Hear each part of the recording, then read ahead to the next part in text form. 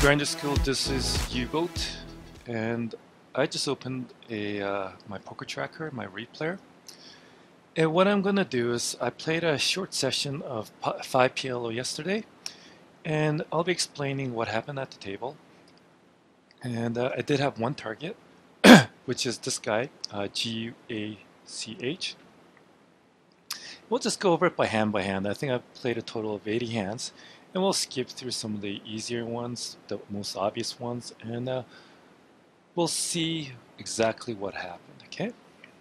So the first hand, I'm dealt 10 and 2-5. It's not a hand that I want to play out of position, so if there's any raise before me, I'm going to be folding this hand for sure. So let's proceed. So we get 2 limpers, and we are definitely going to call it and see a cheap flop, and hopefully we hit a set of 10s. And you know, we almost have 5 people on this flop, and we're not going to lead out. Never.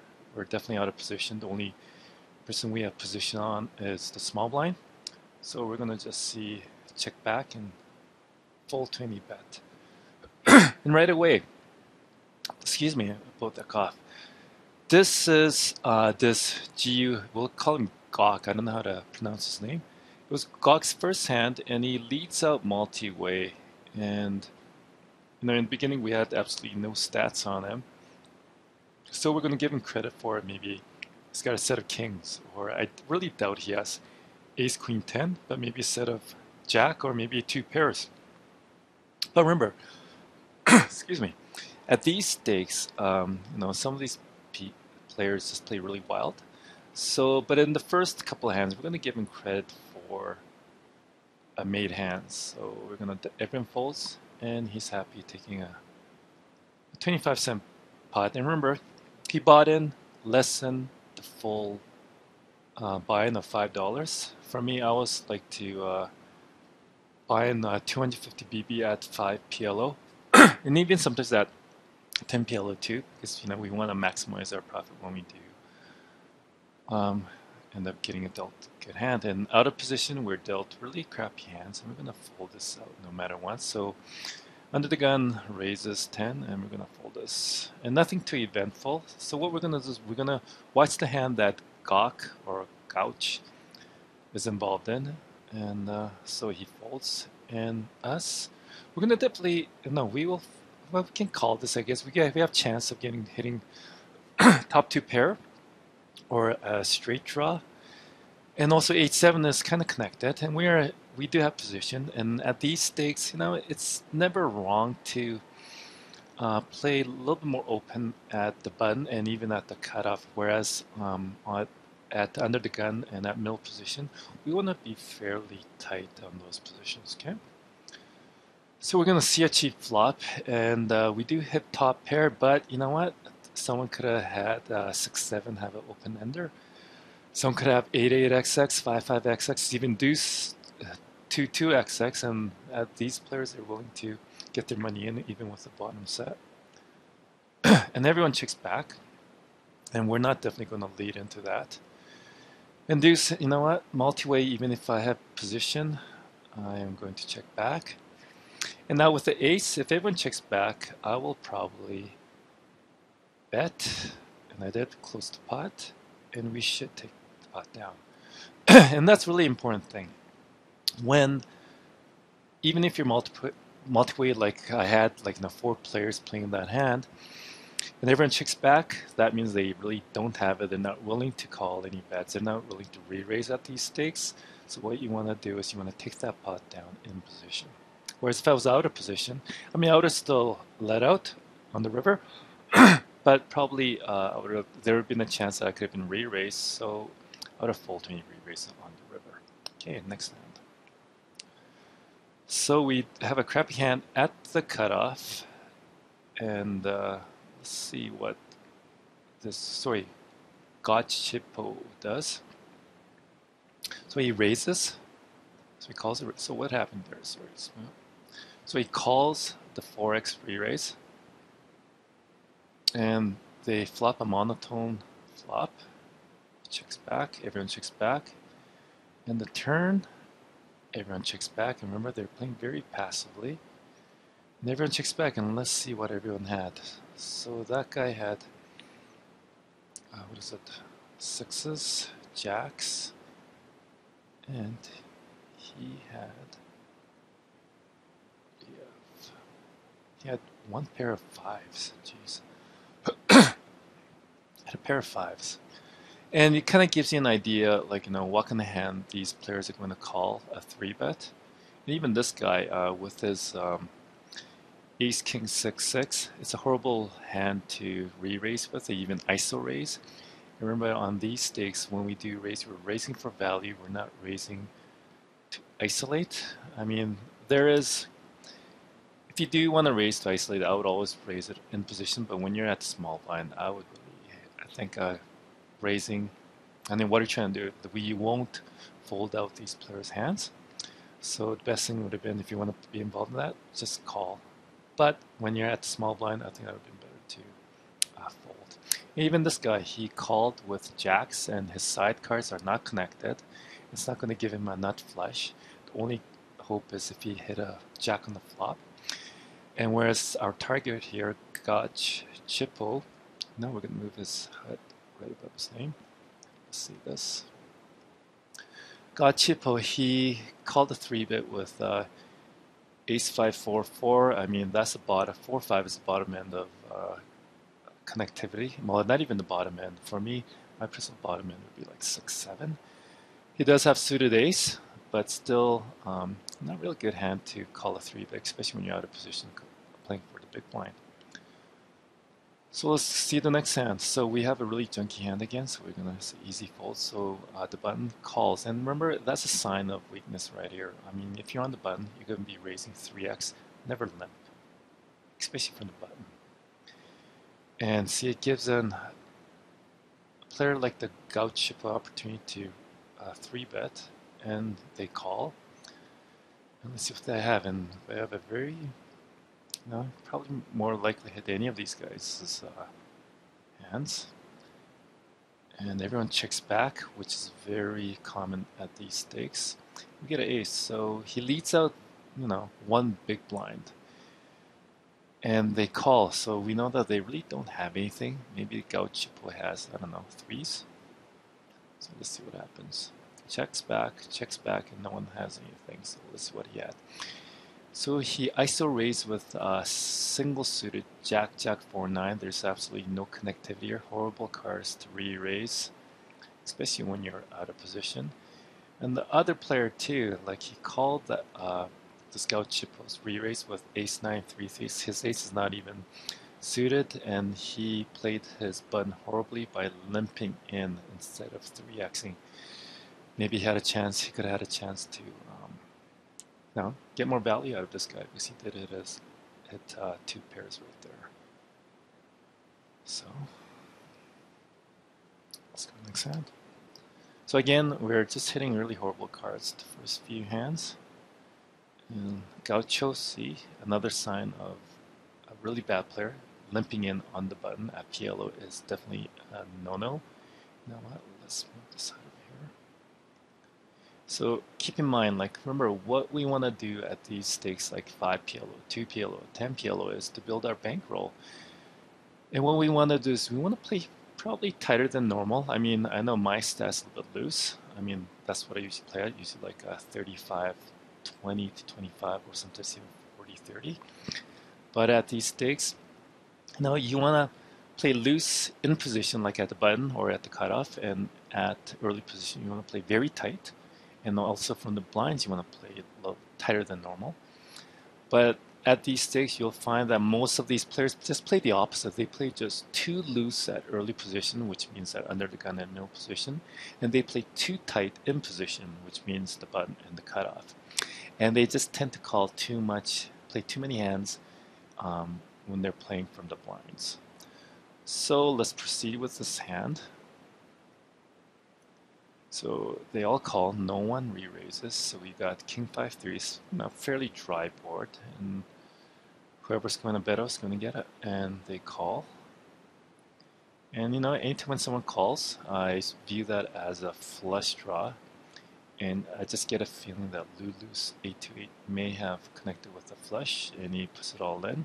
And if he's betting that out to fold the Guachipa out, he's sorely mistaken because you're not going to fold out anyone. So he re-raises, and they get the money in. And let's see who won. So see, he did have the flush draw on the flop. And remember, that's a common sign. So anytime when someone, say you make a lead out on the flop and someone calls you, they're more likely on a flush draw. But our gauge chipper had the boat, so something important. So take note of that. So he did re-raise with a boat. Not that bad on his part. He did get value. So we're still getting these horrible hands. So let's see what happens. So I don't know why our gauge chipper. I don't know why it's not reading as gauge chip on my hat. Well, we'll find out later.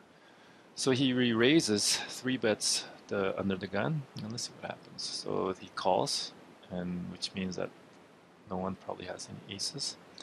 So we have a semi-wet board, possible flush draw, possible straight draw, and they both check back. Okay, so now we hit the flush, and he bets out 1 BB, and 1 BB can be anything. He's maybe trying to take the pot. I just don't. It's 1 BB bet just makes absolutely no sense, and he folds him out. So obviously Gaucho had nothing, and I really don't think this Kita had anything either. Okay, so let's get next hand. Right, so we have kings with 5-6, and 5-6 as a sidecar is probably, maybe the bottom end of my sidecards. And it is single suited. I'll definitely be calling any bets, and if someone limps, I'll probably more like just call. I mean, if it was at higher stakes, I would definitely 3-bet. I tend to 3-bet, especially when I'm on the button. But at these 6, maybe it would be better to just call. But you know what? I re-raised, I guess. Okay. And the thing is, this is why I don't like to 3-bet too often on these 2 to 10 PLO, because everyone calls the bets and we go multi-way. And we have a semi-wet board, and if anyone checks, we'll probably betting out. Yeah, pretty close to 2/3 or 75%. And if anyone calls, we take the pot. And that's what I usually do on the flop, especially when we're in position and everyone checks back. It's a sign of weakness, and I'll bet pretty heavy. I won't bet anything less than maybe 2/3 pot on those. If it was a drier flop, like say King 7-5 rainbow, I'll probably bet maybe half pot and maybe take it down. But when it's semi-wet, I do like to size my bet a little bit higher, but not full pot on this. I will only bet full pot if this was like Jack 10-9. What is it? Suited to spades. Okay. So next hand. So that shows that although these players are starting to show some donkish tendencies, they are able to make folds, which is good to know. So when we're in position, we can always take advantage of that, and I'll fold that hand. Remember, never. And see, like, I just don't see the guy open limped, and he min race. I just don't understand this. But remember, we don't need to understand these guys. We just need to play well in position against them, and when we want to try to take any pot down against these players, and we have a very dry flop, and everyone checks back on a flop like that, so that's interesting. So see, that's why it's fairly profitable, not all the time, but most of the time it's profitable to, especially when you're in position, to bet out on a board like this. Okay, now we got 2 kings, so, and everyone checks back, and whoever bets out probably has a flush, and no one has a hand. So let's see. He had ace. He had 6. So 9. Wow. The flush there. A 9 high flush. So see, any of these players, they could have led out and they probably could have took the pot down on the flop. So remember, the one big advantage of betting out on the flop is to just take the pot. You're not trying to get value. You should be happy if you take the pot down in Parliament Omaha. So let's go to the next hand. Okay, so we have a decent hand finally, but we are in middle position. Only thing is the deuce doesn't really help our hand very much. We have a chance of hitting top set with our jacks and the nut flush draw and the possible straight draw. So we're definitely going to raise pot. And at these limits, whether it's 2, 5, and 10, at early position, at under the gun or middle position, I think it's good to raise pot, or at least minimum of 3x on these. And if you have a limper, that's a tough one. I mean, you can open limp, you can call the limp, but I think raising for value would be good too. And I called the limp with that hand. And everyone sees the flop, and we have trips, and we're gonna definitely lead out. Yeah, pretty close to pot. And we get a call from our gouch chips. We also have a caller by Team Z, who has kind of like, I guess got a little bit loose passive stats. And there's no reason why not to slow down here, because the queen really doesn't change that much. So we're going to definitely lead out close to maybe by the 3/4 pot, and we fold out the hand. So remember, when you think, we're probably well ahead. They were probably on a flush draw, and they're not going to. I mean, these players, right? They're not willing to call a second barrel unless they do have a hand where I will slow down. So now I have crappy queens. Normally, if that was suited aces, I would definitely raise. But folding this hand, there's nothing wrong with folding these queens either, because the only hand that you're really trying to hit is a set of queens. And even hitting the flush draw won't really help you, because there's an ace and king of hearts out there. And there's a chance of hitting a straight draw, but it is disconnected. But let's see what I did. Oh, I raised full pot. Okay. And we get a caller from Gawk. We go 3 ways. And here, you know what? There's no reason to slow down on this one. We lead out close to pot, and we get a caller from Gawk again. And we have top 2 pair. And remember, the only problem is there is a possible straight draw out there, but I'm going to barrel again. Because if he does have everything, and he only has $1.45 left, so he must get his stack in. And if he has it, he has it. And I wouldn't cry about it. And he did hit the straight on the turn. And I remember this because after he took that money from me, he called me a fish. What he did was on PokerStars now you have that those emotion cons or emoticons, and there's a symbol of a fish, and he gave me that, and he laughed at me, so that was good. We have trashy aces, but against these players, there's nothing wrong with raising these trashy aces, or you can just call. And we have not even a gutter, so it's not a great flop for us. But if we're in position, we could do something. But we're out of position, and it really hits our range. Like someone could easily have like 3-4 or 8-7 or like 4-8. Yeah, and that doesn't really help us very much. And he bets out, and we should fold. Next hand, and we have another aces, a little bit better aces. We have at least single suited aces, but our side cards are useless. And another thing that sucks is we're out of position here at the small blind. So under the gun raises 2x, and our gouch, what is gouch chips? Doesn't call, but we're going to definitely call this. And no, we don't have that great of a flop. We have middle pair, but we do still have an overpair. And we lead out. And I'm leading out here just to fold out the other players. And we go heads up now. And 6-6 doesn't really change much. I'm going to definitely lead out again on this, pretty close to pot, and he folds. And that's one thing, because remember, having another 6 pairing on the board doesn't really change the board that much. unless he re-raises, then he probably has a boat, so we fold. But here, no, I mean, didn't change much, so we're going to take that hand. So next hand. So now we have a couple of good hands right now. So we have, I mean, the 3 is useless, but the good news is we have a chance for a straight draw, flush draw. So we're definitely going to call any raise, and I think I hope I 3-bet here. No, man, I'm doing just the opposite of what I thought I did. And the reason why I limp here at these stakes, because remember, if I 3-bet, they're going to call all 3 bets. But you know what? It doesn't hurt to raise here too. So let's see what happens. So we have a backdoor flush draw, top pair, and got it for a straight draw. We got a lot of equity on this hand, and we should be betting here. Yeah, we let out. In position, we get a caller.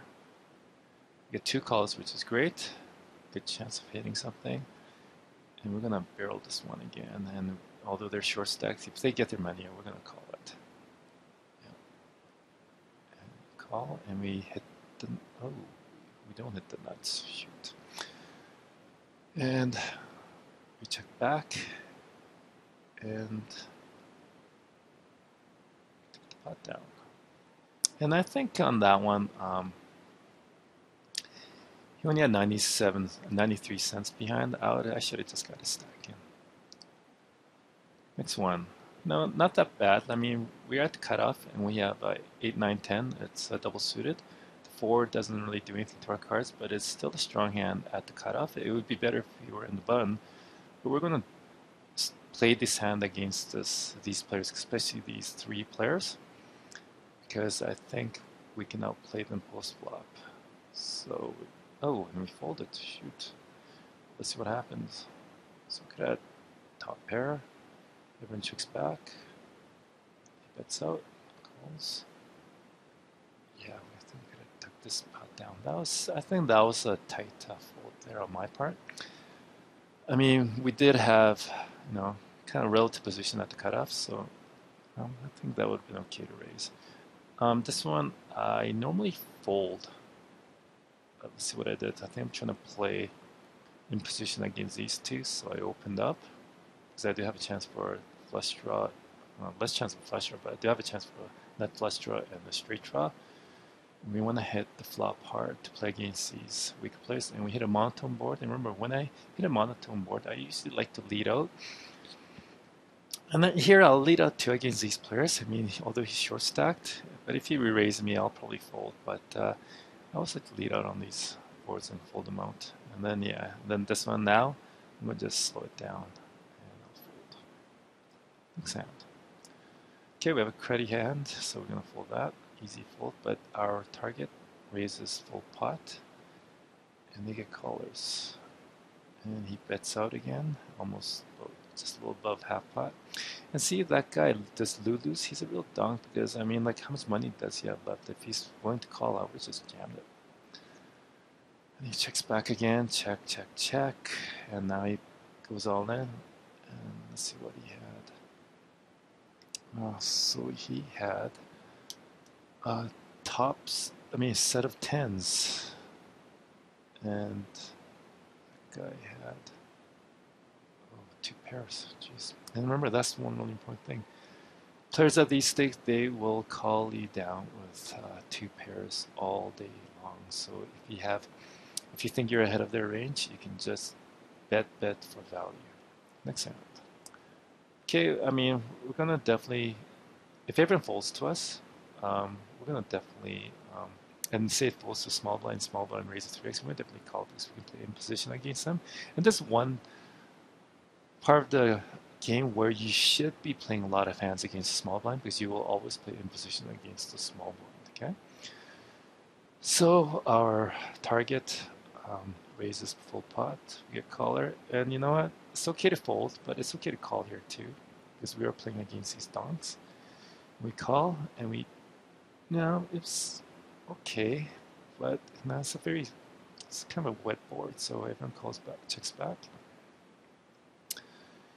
And we check back again, and 4, and we check back. Is there any aces they have? Let's And he had two pairs, right?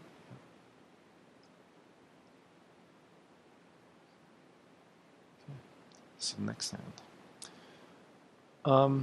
Although we're at the small blind, I do kind of like this hand in the small blind. I would definitely play against some of these players, but no, it's okay to fold. But I like to play this one because we have a chance of hitting the flop pretty good against these donks. And we hit top pair on this flop, but it's not a great top pair. Definitely not worth leading out. And we check back, and we're going to fold. We have a crappy hand in position. We're going to say easy fold. Let's see what he does, and he bets him.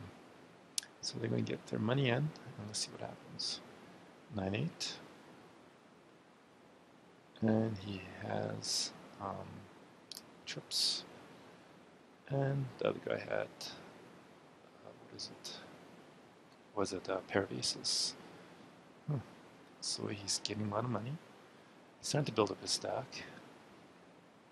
This hand, actually, if it was in the button, I would prefer to have single suited to the ace. Even the king wouldn't be too bad, especially when we have these two fish in the small blind and the big blind. On the button, I wouldn't mind raising this hand, but at the cutoff, it's okay to fold it if you want to. Okay, next hand, not that eventful. We have junky hands here again, so we're playing short-handed. So he raises pot, and nothing too eventful here. Okay, now we have a decent hand at the big blind. We don't call any open raises here. And we hit, no, this flop doesn't hit, I mean, we just totally missed the flop. There's no reason to lead out here. We're out of position. We're gonna just give up this hand. Oh, try to make that bet. That was not a great bet. That was definitely a mistake. An ace. Let me check back. Yeah, that was definitely a mistake betting on that turn. Didn't know what I was trying to do there. Too much beer. Okay, so next one. So you know what? Everyone's limping. It's okay to limp. We have suited ace. If we hit the, say, monochrome flop or the nut flush draw, it's worth seeing the flop. Sometimes it's not. Unlike here, we would have had a nut flush draw. And everyone bets weak. What do we have?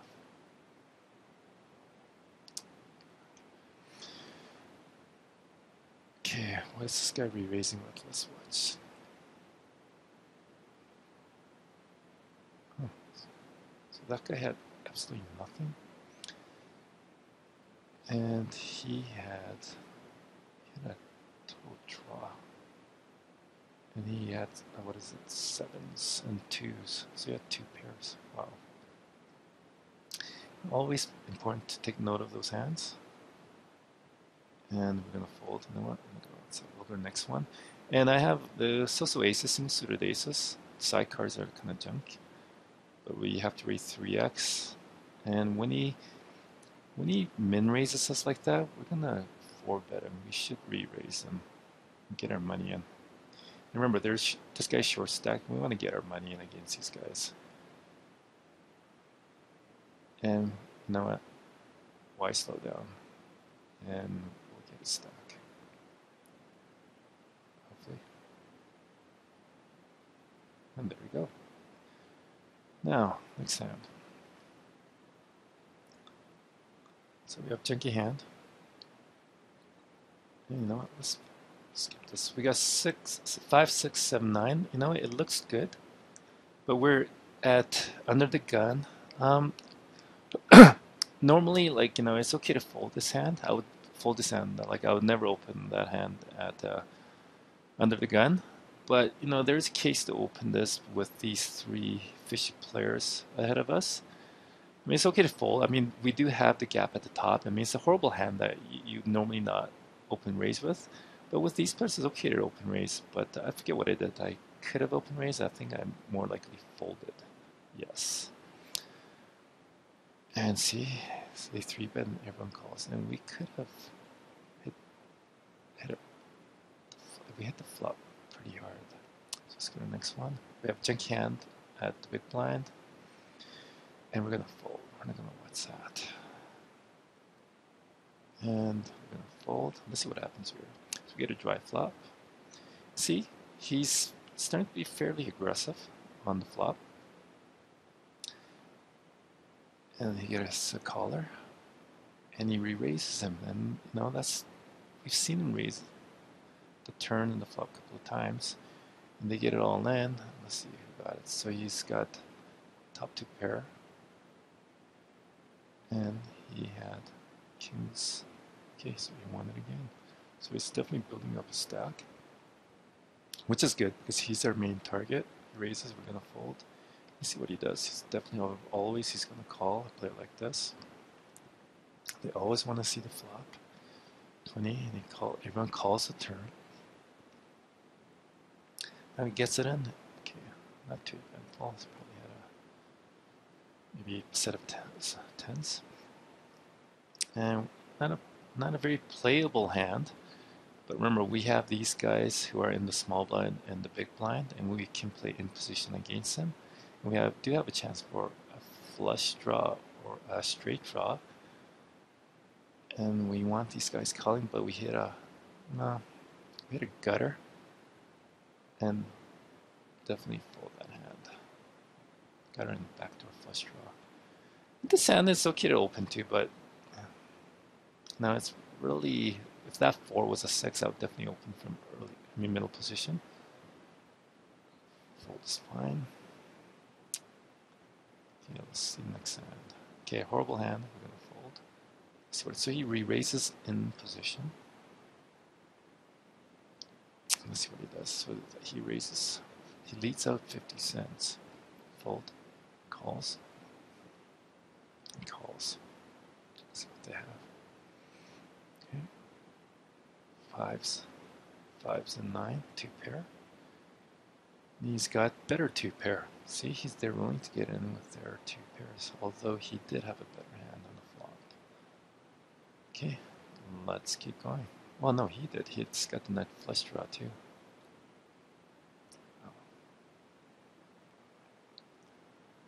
Okay, we have a horrible hand. We're gonna fold. Let's see what happens to dry flop.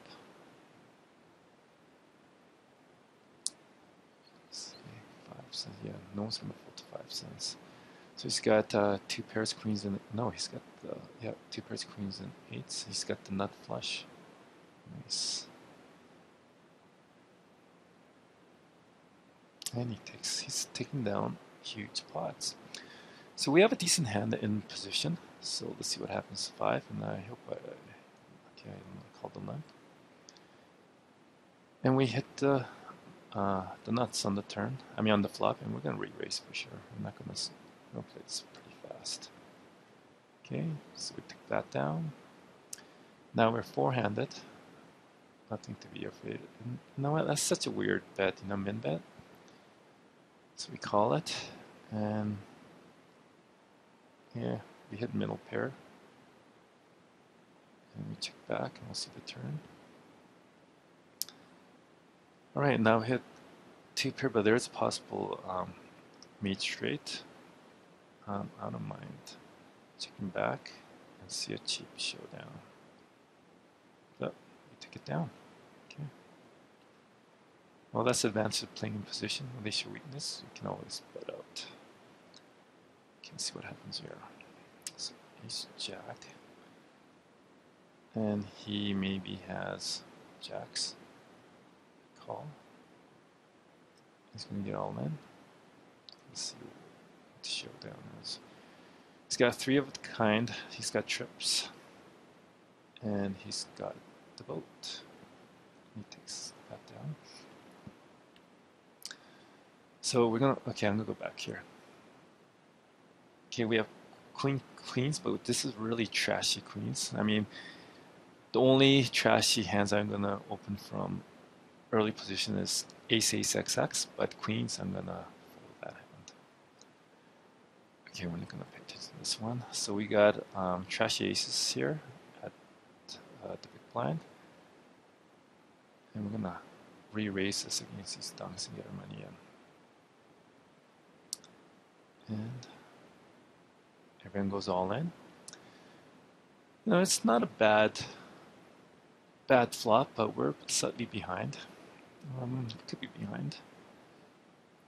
8, 8, 9, 10, and we do need to hit a jack. Excuse me, 8, 9, 10, jack. Yeah, and we don't get it. I think we lost this hand. Let's see what the percent was. Yeah, so when you look at the turn on the flop, compared to the cards they had, they were 36% and 29%. So, you know, we're coin flipping against 3 players. And then they must have hit the straight. Then now I'm basically dead. Okay, but on the flop, we got it almost in a coin flip, so don't feel too bad. So we lost the big pot there. So next hand. So we have a solid hand in small blind. I'm going to definitely re-raise it or call. And we hit 2 pair with the gutter. And if they check, we're going to definitely... Oof, I don't know what to do. I think I check back. An ace. And now no reason to leave out here. Just 2 leaves. And you have top 2 pair. Let's keep going. Horrible hand to have. Horrible hand to have, but remember on the button you can always raise. And we get a caller, and we didn't hit the flop, but we're gonna bet against it. Let's see what happens. Check back, and now now we hit the nuts, and we're gonna bet out, and he's gonna call, and we'll take the pot. So next one, trashy hands. We're gonna fold. Let's see what happens here. He checks back. Now, of course, he'll never fold, eh? And he folds on the turn. So his main thing was, you know, he keeps folding on the turn when he doesn't really have it. When he caught a piece on the board, he will tend to call. On this one, the reason why I limped in, you rarely see me limp, is we do have king, queen, 4-3s kind of connected, and we can play against these 3 players. I'm just hoping to see a cheap flop here. And I will fold. And I hate doing that, but sometimes I'll do that just to see a cheap flop against these players. Let's see what he, whoops, you know what? Let's see how that flop went. Oh, and they get it all in. What did he have?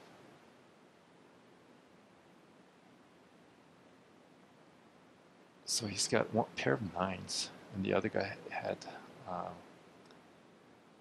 top set. So he got it in bad with, he thought he had a flush draw. I think that's what he was going with. He's not going to fold. Okay, next hand, we got crappy hands. Fold that. You know what? Let's get. Let's see some hands. Okay, so we're in position. We have decent hand. We got chance for top set. And also we have nice connected card with 8, 9, 10. So a good chance to hit the flop hard, and we're definitely going to re-raise that. And we hit the flop pretty good, although we don't have a flush draw, and if someone else has a flush draw, we're definitely going to be calling our pot size bet. That's what I'm counting on. And there's no reason to slow down here, nothing really changed. And I'm going to get it in. Yeah. 6. And let's see, he was on a flush draw. And remember, that was his tendency on the previous hand too, to just get it in with a flush draw and he's not willing to fold. And that's the read that we had. And what he did was he sat out. And that concludes the video. I thought this was interesting because, like, remember, we're always trying to target one player. We're trying to play against a player type. And as soon as we have any kind of read, we do not want to deviate from our read, and we'll get pretty good winnings from those players. Because remember, he was accumulating quite a bit of chips. We managed to stack him pretty deep. And when you look at my overall stats too, right, even after 81 hands, my stats, my VPIP is 36, my PFR is 20. And just to show you guys how I usually my session here, I mean, what I first look for is my button. My button's usually typically, you know, above 50%. Here I was 67%. I played 10 out of 15 hands from the button. Even at the cutoff, 43%, 6 out of 14. Middle position should be a lot dramatically lower, 3 out of 14. And typically my early position would be same as my middle position or even less. But maybe I caught some hands, or maybe I try to play certain hands against the fish. And small blinds typical is fairly low. I mean, my small blinds slightly higher, usually under 20. My big blinds it's usually reversed. Usually my small blinds like 17, my big blinds maybe around 20, 25. And as you can see, now my 3-bet was not very many. In overall, where's my overall 3-bet? Let's see, pre-flop. My 3-bet was 2 out of 6, which wasn't very much, and you don't need to 3-bet too much at these stakes because everyone tends to call, and you have to hit the flop pretty hard. And remember, no point betting out on the flop if you don't hit it hard. And yeah, so what is it? My attempt to steal from the button and cutoff. No, I mean not that many. I mean not enough sample size. And when we go back, although it was only what is it? How many hands did I play? 81 hands.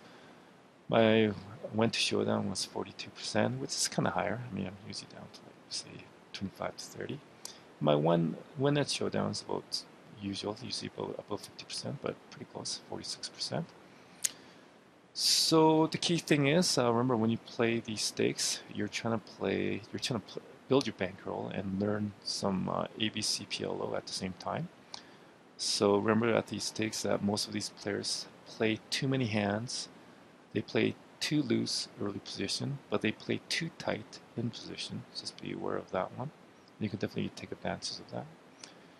And from the blinds, they tend to just call too many hands, and you can definitely make a lot of money by playing in position against them. And just watch for, if they check back, and if you're in position, you want to lead out to take the pot down. Remember, we're not trying to get on those. I mean, you saw on the previous hand where they checked back when I was in the button. What we're trying to do is we're trying to just take the pot down, okay? And that's our purpose. And if they call, we're going to slow it down if you don't really hit the flop hard. So I hope you guys enjoyed this video, and I'll probably see you guys in December. So if I don't have a video out before end of November, I'll see you guys in December. And good luck at the tables, and I'll see you guys soon. This is Uboat for Grander School.